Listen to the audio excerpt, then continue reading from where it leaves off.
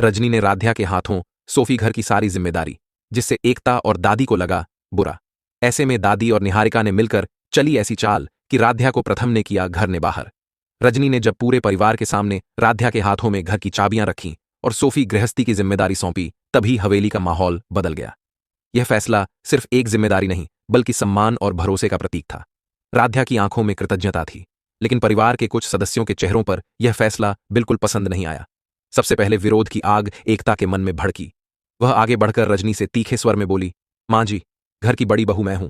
इस घर की जिम्मेदारी संभालने का हक पहले मुझे है, ना कि राध्या को।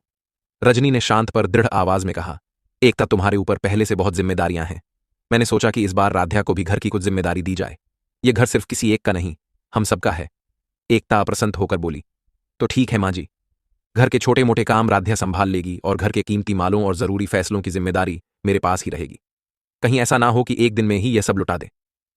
रजनी ने नाराजगी रोकते हुए कहा, एकता, अगर तुम्हें यह जिम्मेदारी भी चाहिए तो लो, मैं कोई जबरदस्ती नहीं कर रही। पर एकता ने तुरंत जवाब दिया, नहीं मां जी, मुझे इस तमाशे का हिस्सा नहीं बनना।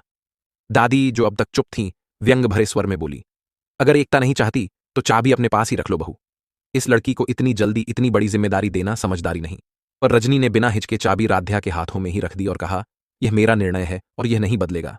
वही कोने में खड़ी निहारिका यह पूरी स्थिति ध्यान से देख रही थी। उसके चेहरे पर ईर्ष्या और चालाकी एक साथ झलक रही थी।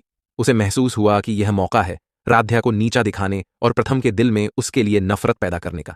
निहारिका उसी रात दादी के कमरे में पहुंची और बोली, दादी, अब वक्त है अगला कदम उठाने का। अब राध्या के पास घर की चाबियां हैं, यानी आरोप भी उसी पर लगेगा। दादी मुस्कुराई और धीमे स्वर में बोली, आज रात चोरी होगी, गहने गायब होंगे और सबूत सीधे राध्या के कमरे में मिलेगा। दोनों ने मिलकर योजना तैयार की। रात गहरी हुई और हवेली में अंधेरा छा गया। तभी दादी और निहारिका चुपके से कीमती आभूषणों को अलमारी से निकालकर राध्या के कमरे में रख देती हैं। इसके बाद वे शोर रचाती हुई पूरे घर को जगाती हैं। पूरा परिवार कमरे में इकट्ठा हो जाता है। तभी दादी अचानक राध्या के कमरे की ओर इशारा कर कहती हैं, हमें जांच वहीं से शुरू करनी चाहिए। राध्या हैरान हो जाती है, क्योंकि उसे कुछ समझ नहीं आता। अलमारी खोली जाती है और वहीं दादी की योजना के मुताबिक चोरी का सामान मिल जाता है। प्रथम का चेहरा गुस्से से लाल हो जाता है। अब सवाल यह है कि क्या प्रथम इस झूठ को सच मानकर राध्या को घर से निकाल देगा, या फिर सत्य सामने आएगा और दादी और निहारिका अपनी बनाई जाल में खुद फंसेंगी। प्रथम की बाहों में गिरी निहारिका अब की बार रजनी मारने वाली है।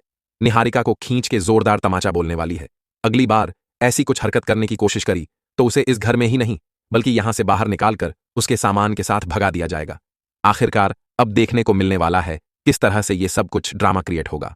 वहीं पर किस तरह से रजनी को सच्चाई पता चलेगी।